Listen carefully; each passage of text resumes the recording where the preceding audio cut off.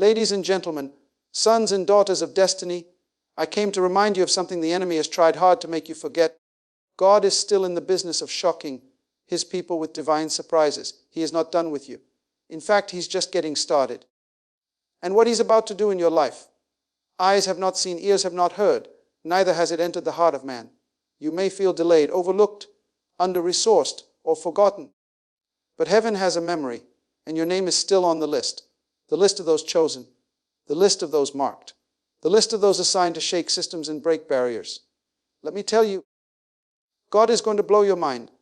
Before you ever took your first breath, before your parents even knew your name, before your soul entered this physical body and encountered the friction of time, God had already written your entire life. He's not figuring things out as you go along. He's not calculating your next steps based on your present struggles. He's not adjusting His plan according to your mistakes or delays. No, He's the only one who begins at the end. Your future is not something He's working on. It's something He's already completed. That's why the Word says He is the Alpha and the Omega. He starts with the end in mind. You are walking out something that is already finished in eternity.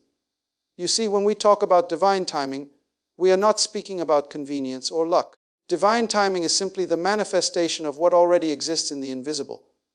Your purpose was completed in God before you were conceived in the womb. He's not reacting to your life. He's revealing His intent. And this is why many of us misinterpret delays. What feels like a pause is actually synchronization.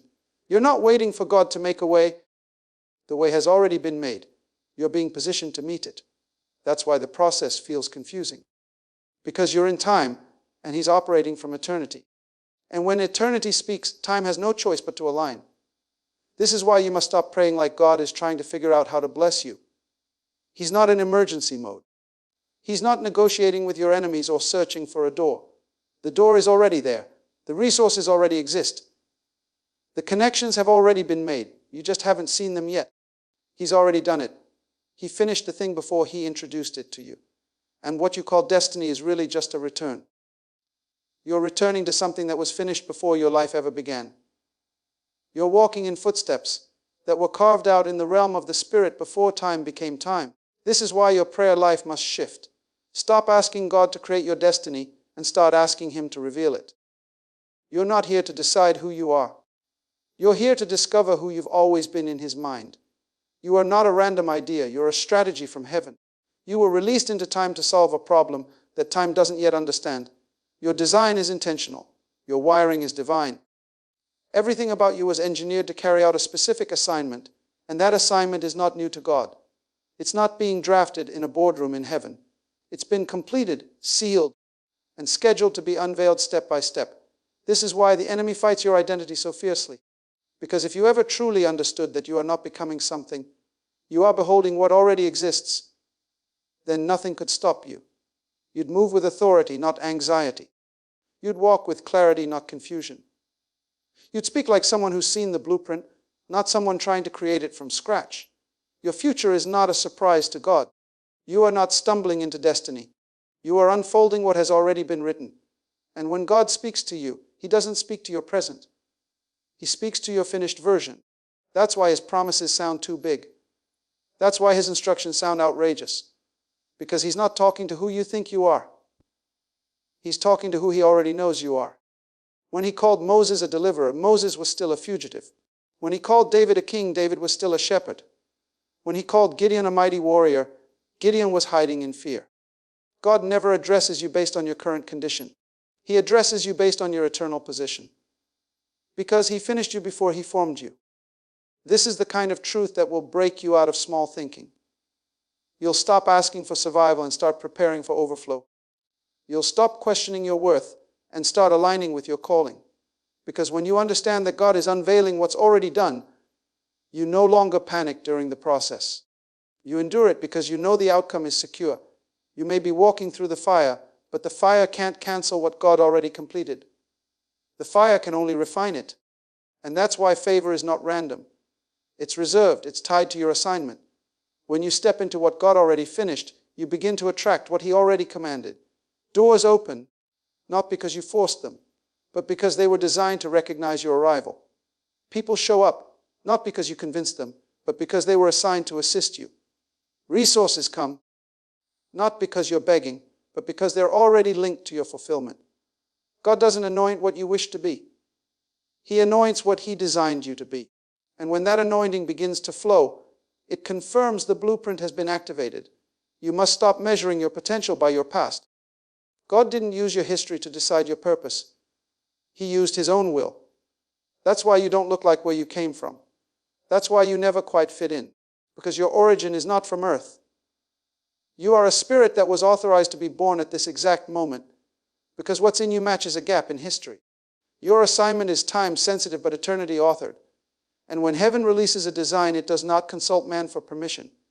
No one can cancel what's already been sealed. No rejection, no failure, no delay, no trauma.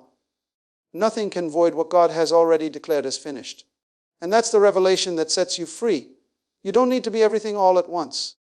You just need to walk into what He's already done, one step at a time. One yes at a time, one act of faith at a time. And as you move, things will begin to make sense. You'll look back and realize that every detour had direction. Every breakdown was part of the building. Every unanswered prayer was divine protection. Because He wasn't just preparing things for you. He was preparing you for the things. There's a peace that comes when you know that nothing can derail the plans of a God who finishes before He begins. You stop striving. You stop comparing. You stop chasing after man's validation. Because you realize the plan is not up for negotiation. It's up for manifestation. And once God reveals what He finished, you won't have to fight for it. You'll just have to walk in it. Elevation is attractive. Everyone wants to be promoted. Everyone wants to be celebrated, recognized, lifted, and honored. But very few are willing to be prepared in private before they are elevated in public. We admire the mountaintops, but we forget that the depth of a building's foundation determines how tall it can rise. The deeper the digging, the higher the structure. The same principle governs your life in the Spirit. God does not elevate based on excitement. He elevates based on preparation. He is not looking to impress you or those around you. He is looking to build you. And that building happens underground, in seasons where no one is clapping, no one is calling your name, and no spotlight is shining. You must come to understand that God's greatest work is done in secret. His most strategic seasons often feel like silence. That's because He's not trying to rush you into visibility. He's trying to root you in maturity. The platform you're praying for, the breakthrough you've been fasting for, the stage you've been dreaming of, all of it requires structure. And structure takes time. God is not interested in you peaking too soon. He's not building for temporary applause. He's preparing you for sustained impact. And that means He has to take you through a process that humbles your ego, purifies your motives, and stabilizes your identity. You don't build a skyscraper on shallow ground. And God won't elevate a life that hasn't been excavated. So when you feel like your life is going backwards or standing still, don't assume it's punishment. Sometimes the greatest evidence that God is working is that He's digging. He's digging out your insecurity. He's digging through your pride. He's exposing hidden fears, uprooting mindsets, and destroying fragile foundations. Because what's coming will weigh heavy, and only those with depth can carry glory without collapsing under pressure. Many people ask for elevation without understanding the weight that comes with it. There is pressure in promotion. There is responsibility in influence. And there are battles in high places that shallow people are not prepared to fight. That's why God will isolate you before He launches you. He'll strip you before He strengthens you. He'll hide you before He helps you lead. Because He's not interested in your image. He's interested in your integrity. And integrity is forged in the dark, not on the stage. When you're being prepared by God, your timing must surrender to His training. You can't rush process. You can't fake depth. What looks like delay is divine design. What seems like rejection is actually protection. God will keep you in the back room until you've been cured of the need for applause. He'll leave you in obscurity until your identity is no longer connected to people's opinions. He'll allow doors to remain shut until you're mature enough not to idolize the opportunity. This is not punishment, it's preservation. Because the weight of what you're carrying must be met with the wisdom to steward it. There's a danger in reaching places your character can't sustain. And because God loves you too much to let your gift take you where your soul can't survive, He will prepare you in ways that offend your logic. He will allow seasons that feel dry, assignments that seem small, and battles that seem unnecessary. But all of it is training.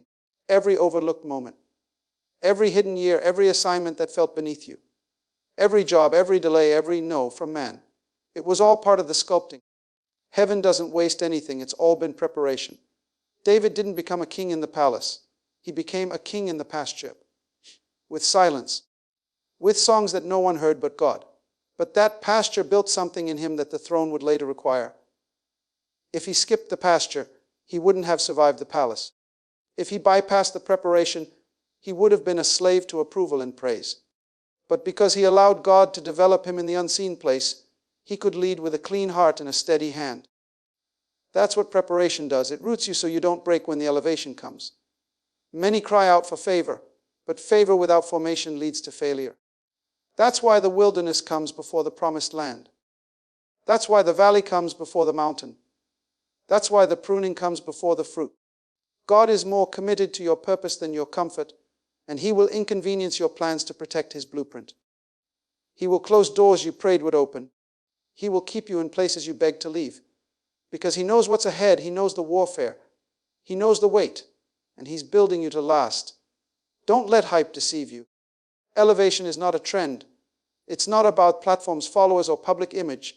It's about carrying something eternal into a broken world. It's about representing the kingdom in places where compromise is normal. It's about being trusted with influence without being intoxicated by it. And that kind of calling cannot be microwaved. It must be marinated. It must be refined. It must be purified like gold in fire. And that fire is preparation. That process is where oil is pressed and authority is birthed. Preparation tests your posture. Can you serve without being seen? Can you worship when the promise hasn't arrived? Can you stay faithful when nothing is moving? Can you remain obedient when the crowd walks away? If you can do those things in private, then you're ready for God to trust you in public. But if you need applause to be consistent, or titles to feel valuable, or visibility to stay motivated, you're not ready yet. Because elevation is not about being lifted up. It's about being laid down. It's about surrender. It's about carrying the weight of destiny with humility, not ego. There are things God wants to give you that can only be handled by your future self. And that means today's version of you must submit to preparation. You must be willing to be reshaped, stretched, challenged, and refined. That's why the pressure is increasing. That's why the tests are intensifying. It's not because you're off track. It's because you're close. God is about to elevate, but only according to the depth of your foundation. Because He builds for endurance, not applause. He builds for legacy, not likes. And the higher you go, the more costly it becomes to be shallow. We often approach God with prayers that are framed by our limitations. We ask for what we think is possible, what seems reachable, what makes sense according to our resources, our background, our education, or our current level of exposure. But God does not operate according to human logic. He is not confined to the measure of your faith. He is governed by the magnitude of His own intentions. And those intentions are far greater than your imagination. His promise was not born in your prayer room. It was birthed in eternity. Before you ever knew what to ask for, God had already decided what to deliver. Many of us pray for relief, but God promises transformation. We ask for enough to get by, while He's planning overflow. We request survival, but He's already mapped out dominion. There is a divine tension between what you are praying for and what God has actually prepared. You've been asking small, but He's been designing large. And the gap between the two is not disappointment. It's divine mercy. If He gave you what you asked for, you would settle for far less than you were born to carry. That's why some of your prayers weren't answered the way you expected. Not because God ignored you, but because He intends to exceed you. His promises are anchored in His own will, not your wish list. They are not a response to your need alone. They are an expression of His nature. God doesn't bless to impress. He blesses to fulfill purpose. And that purpose requires provision that's bigger than your plans. That's why He doesn't just give according to your faith. He gives according to His foresight. He knows the battles you haven't fought yet, the doors you haven't seen yet, the people you haven't met yet, the seasons you haven't stepped into yet. And so He prepares beyond your current language. Your vocabulary may be filled with limitation, but His promises speak in abundance. This is why you must never reduce God's power to the size of your last breakthrough. He's not obligated to repeat what He's already done. He is committed to revealing more of Himself. And every time He moves in your life, it's not just to answer a request. It's to elevate your revelation. He wants you to see Him as more than a provider, more than a healer, more than a comforter. He wants you to encounter Him as a God of exceeding greatness, unmeasurable mercy, limitless strategy, and boundless supply. The kind of God who gives you more than you prayed for, not because you earned it, but because He ordained it. We live in a world that trains us to expect just enough income, just enough support, just enough open doors to survive. But heaven operates with another principle, one that speaks in overflow, in pressed down, shaken together, and running over. God doesn't bless on the level of your need. He blesses on the level of your destiny. And your destiny demands more than comfort. It demands capacity. That's why He stretches you. That's why He waits. That's why He says no to what looks good, because He's preparing what's God. You've been asking for a cup of water, but He's building you into a well. You've been asking for a job, but He's trying to birth a calling. You've been praying for a spouse, but He's preparing a covenant that will shape generations. You must begin to realize that God's silence is not absence, it is orchestration. When He does not respond to your small requests, it's because He's positioning you for something that requires patience, maturity, and vision. If He answered you too quickly, you'd misinterpret the size of His plan. You'd confuse immediate results with long-term fulfillment. But God is not transactional. He is transformational. He doesn't just want to give you something. He wants to make you someone. And that someone needs space to grow into the size of the promise. This is why some doors don't open when you knock. It's not that they're locked. It's that they're not yours. You're asking for entry into places that look appealing, but God is preparing places that carry your assignment. You were never meant to live off answered prayers alone. You were designed to live by divine promise, a promise that is older than your situation, a promise that goes deeper than your current knowledge, a promise that was written in the archives of eternity and sealed with divine intent. And when God fulfills that promise, it will not be because you begged hard enough.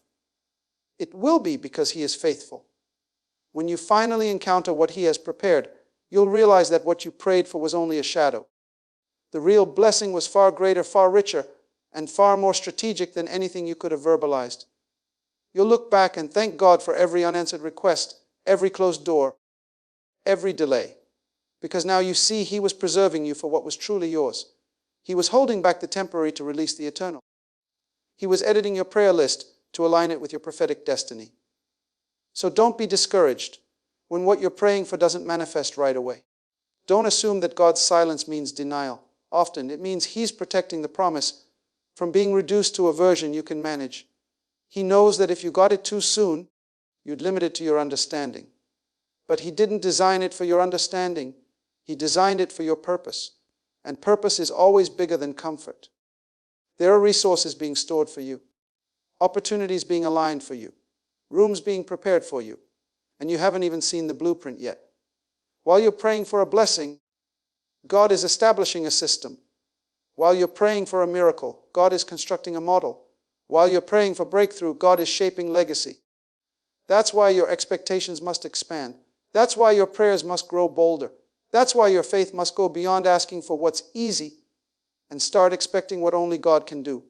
Because the truth is, you're not just praying for something, you're partnering with someone. And that someone is not limited by what you see, feel, or fear. He operates on a completely different scale. When He blesses, He multiplies. When He gives, He overwhelms. When He moves, He does it in a way that not only answers you, it rewrites the possibilities of those around you. And when He fulfills a promise, it's never according to your past. It's always according to His purpose. We often misunderstand crisis. We label it as punishment, as failure, as chaos, as something to be escaped or survived. But in the mind of God, crisis is never random. It is never senseless. Heaven does not react to crisis. It orchestrates through it. God doesn't use crisis to destroy you. He uses it to reveal you. He allows shaking not to break you, but to uncover what cannot be shaken. Because sometimes the only way to get you into alignment is to disrupt everything around you that you've been depending on. Sometimes the only way to show you who He is and who you are is to strip away what you thought was your foundation so you can finally meet His. The very moment you thought was your end may have been God's beginning. What looked like a closed chapter was a divine page turn. The layoff, the betrayal, the sickness, the bankruptcy, the silence, the breakup, the rejection, None of it caught God by surprise. While you were grieving what you lost, heaven was celebrating what was about to be revealed. Because crisis doesn't threaten God's agenda, it triggers it. What you call chaos, he calls construction. What you saw as delay, he saw as divine redirection. God often hides his best moves behind your worst pain. When you were breaking down, he was building up. When you were crying out for clarity, he was working on capacity. He lets the storm rage long enough to wash away your idols. He lets the pressure increase just enough to push you out of what's familiar and into what's destined. He lets the systems fail so your soul can finally wake up. Not because he enjoys your struggle, but because he knows what's inside of you is too valuable to be wasted on survival. Your last setback wasn't a mistake, it was a setup. A heavenly strategy disguised as a painful interruption. Because crisis reveals what comfort conceals. As long as things are easy, you won't change. As long as things are predictable, you won't listen. As long as things are manageable, you won't stretch. But when crisis hits, when the bottom falls out, when your strength fails, suddenly your eyes open. Suddenly you start asking deeper questions. Suddenly you find yourself reaching for something higher than your last plan, your last paycheck, your last performance. That's when God speaks. Not always with thunder or fire, but in revelation, in new vision, in divine downloads, in fresh clarity. He allows the shaking to remove the noise of pride, the noise of distractions, the noise of comparison. And when the noise clears, the voice becomes clearer. You begin to see what you could not see before. Because pain has a way of breaking the lens of illusion. Crisis doesn't just change your location. It transforms your perception. Think about Joseph, sold by his brothers, thrown in a pit, imprisoned for years, forgotten by men, overlooked by those he helped. If you look at any of those moments by themselves, they seem cruel, meaningless, wasted. But from heaven's vantage point, it was choreography. Every setback was a step closer to the throne. Every crisis was a classroom for leadership. Every delay was creating depth. And when the moment came for elevation, Joseph didn't just rise, he ruled. Because crisis built in him what comfort never could. This is the pattern of God. Over and over again, he uses crisis to usher in revelation. Israel cried out under Pharaoh's oppression, and out of that pain came the revelation of God as deliverer. Elijah stood on Mount Carmel in the face of famine, and there the God who answers by fire revealed himself.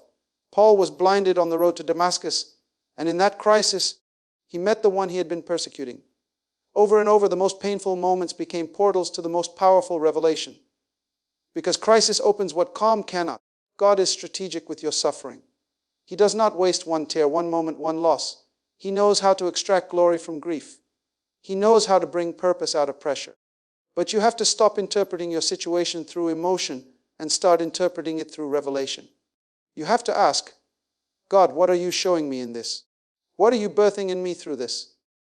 What am I supposed to see that I couldn't see before this broke me? The difference between those who grow through crisis and those who are crushed by it is not the level of pain, it's the level of perspective. If you only look at what's happening to you, you'll miss what God is doing through you. He didn't cause the crisis, but he sure isn't afraid to use it. And when he uses it, everything becomes revelation.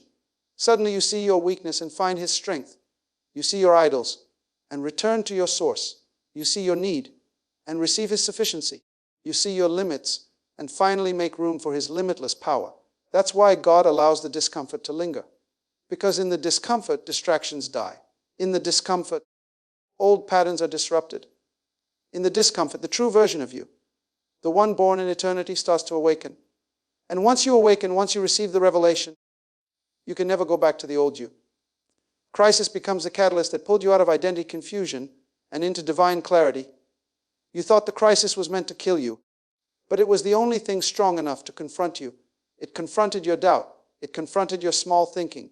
It confronted your unhealthy attachments. It confronted your fear.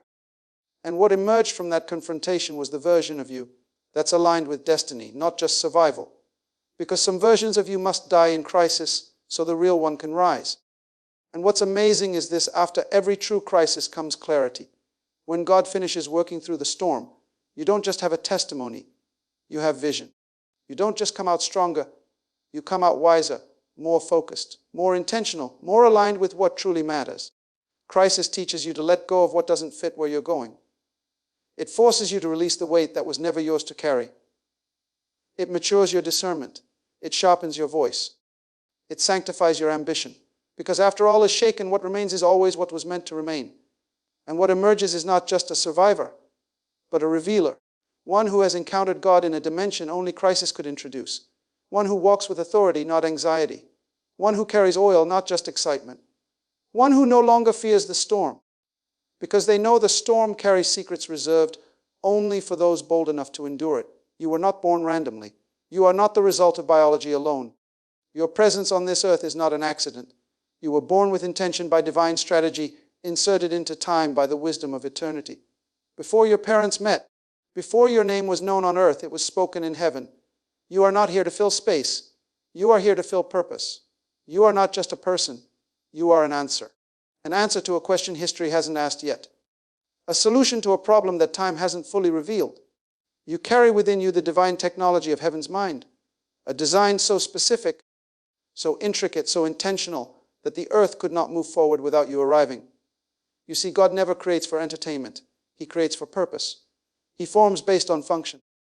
And when He formed you, He did so with a problem in mind.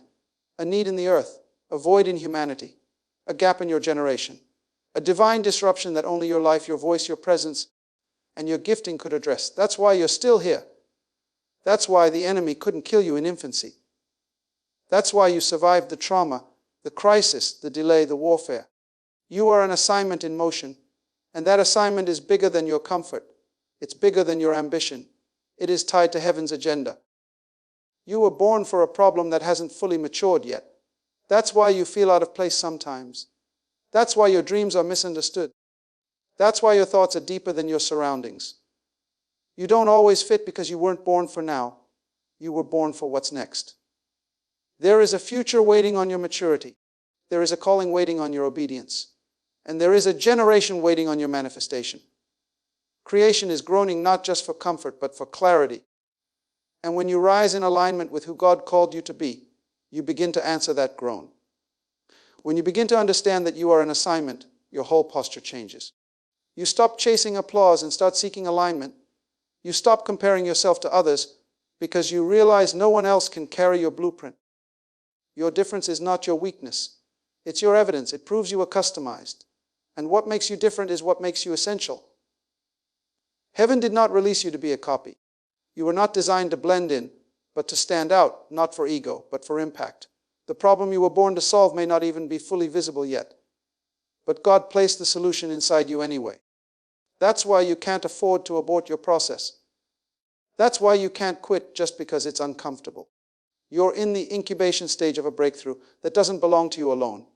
When you rise, others will rise. When you heal, others will find freedom. When you step into your real identity, others will finally recognize their own. Your assignment is not just about your elevation. It's about activation.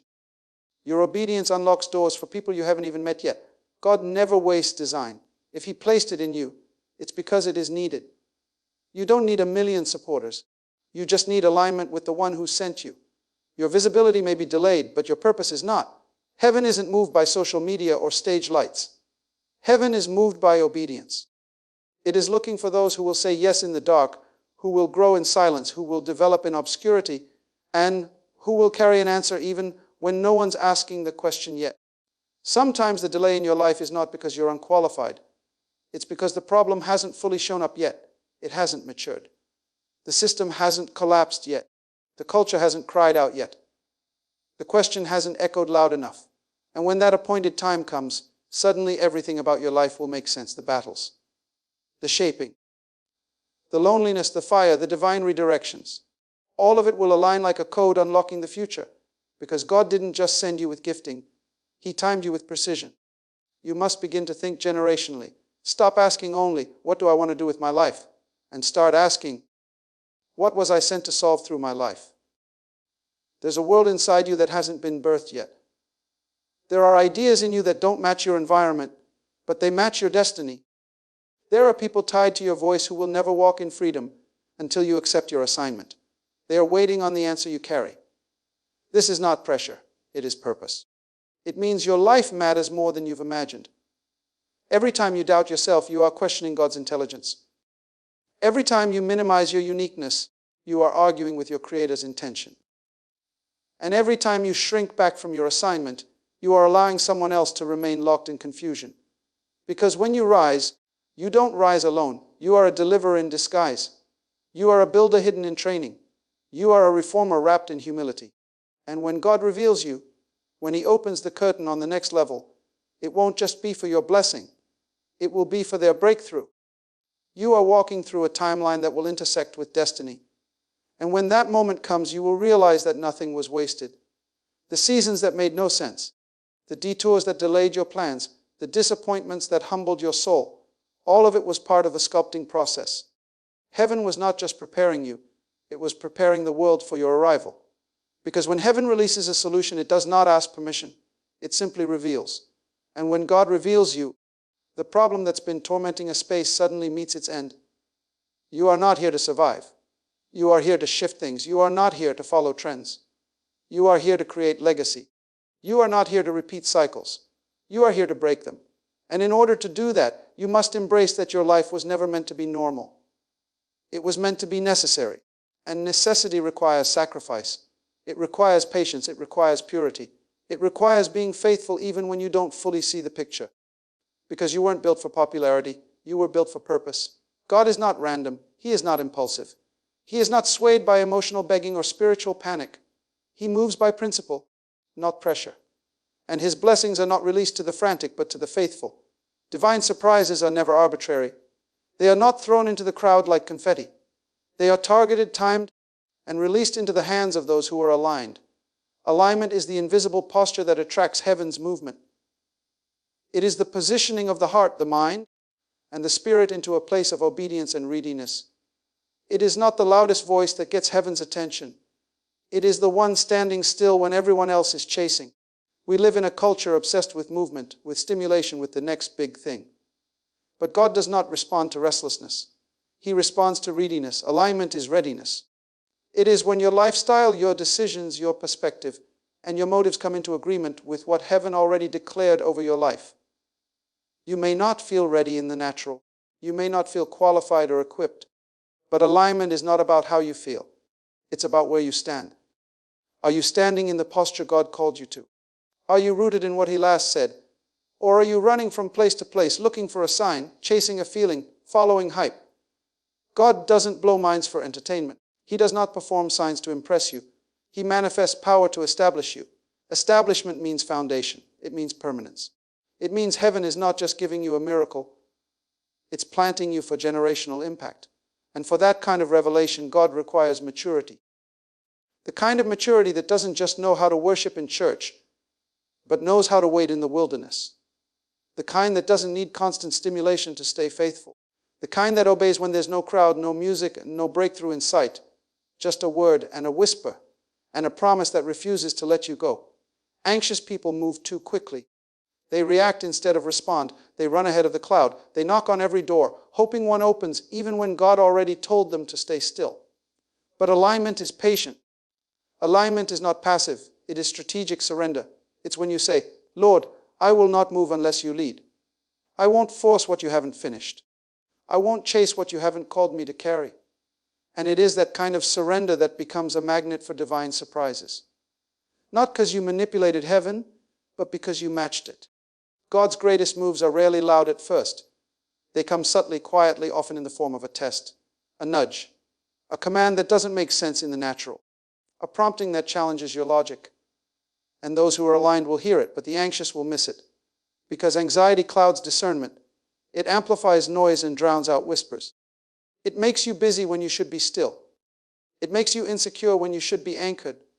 It makes you settle for fast results instead of lasting fruit. But divine surprises are not rushed. They are revealed in time to those who stayed in alignment, even when nothing seemed to be happening. There are blessings you cannot chase, only attract. They are reserved for those who stayed faithful in dry seasons, for those who chose preparation over performance, for those who kept sowing when no harvest seemed near, for those who continued to show up where God planted them, even when the field looked empty. That kind of consistency is a language heaven understands. God watches how you handle seasons of silence, how you carry your calling when no one claps, how you respond when He says, not yet. Because alignment is proven in delay. It is revealed in restraint. It is perfected in moments where you could move, but you choose to wait. Divine surprises are released when your private posture qualifies you for public promotion. Not because you earned it through striving, but because you surrendered through trust. That's the paradox of the kingdom. Those who rest in alignment receive more than those who hustle in anxiety. God does not reward noise. He rewards obedience. You don't have to scream for what's already yours. You just have to stay where He told you. There are instructions at doorways. And once you walk through them, everything you've been praying for begins to chase you. Many miss the move of God not because they lacked potential, but because they lacked position. They stepped out of place to chase a feeling. They left the assignment to pursue attention. They moved out of frustration instead of revelation. But heaven never promised to bless the anxious. It promised to direct the ordered. The steps of the righteous are ordered, not improvised. You don't order steps that are scattered. You order what is aligned. God knows when you're in position. He knows when your heart is free from comparison, when your motive is purified, when your soul is no longer moved by applause or outcomes. And it is in that state of quiet confidence that divine surprises descend, not just to make you feel good, but to establish something through you, something that will outlive trends, something that will impact others, something that cannot be shaken. You are not waiting for God to show up. God is waiting for you to align. Once alignment meets timing, what you've been praying for will feel like it arrived overnight. But heaven had been preparing it all along. It's not that God wasn't moving. It's that you finally caught up with the place He always intended to meet you. And when that moment comes, you won't have to force anything. The door will open on its own. The opportunity will find you. The favor will recognize your face. Because alignment speaks a frequency only heaven understands. So stay in position. Stay planted in obedience. Stay rooted in the Word. Stay sensitive to the voice. Stop trying to manufacture breakthrough with noise. Divine surprises are not reserved for the anxious. They're reserved for those who trust God's rhythm more than their own restlessness. For those who are still when the world is spinning. For those who are firm when the winds are shifting. For those who understand that in the kingdom, the secret to sudden breakthroughs is not movement. It is alignment. My friend, you were not born to simply exist. You were not placed on this earth to survive another day, to mimic another trend, or to chase the fleeting applause of men. You are heaven's intentional idea. You are God's strategic answer to a future problem. You are not late, you were timed. You are not lost, you are hidden. You are not being overlooked. You are being developed. What God is about to do in your life is not for entertainment, it is for establishment. He's not elevating you so you can boast. He's revealing you so others can be unlocked. You have been crying for miracles, but God has been forming you to be the miracle. You've been asking for doors, but you are the key. You've been looking for signs, but you are the signal that the kingdom is near. Now is the season to stand in position, not in panic, to align, not chase, to trust the God who finishes before He begins. Because what He's about to do in you will not only exceed your expectations, it will expose the limits of your last prayer. It will shatter every small thought you had about your calling. It will redefine your identity and reintroduce you to a version of yourself that was authored in eternity. So stay the course. Hold your posture. Deepen your roots. Because divine surprises don't come to the busy, they come to the aligned. And when God blows your mind, it won't be to impress you, it will be to position you, to rule, to influence, to impact, and to manifest the culture of heaven right here on earth. You were born for such a time as this, not to be counted among the noise, but to rise among the chosen. Welcome to the unveiling.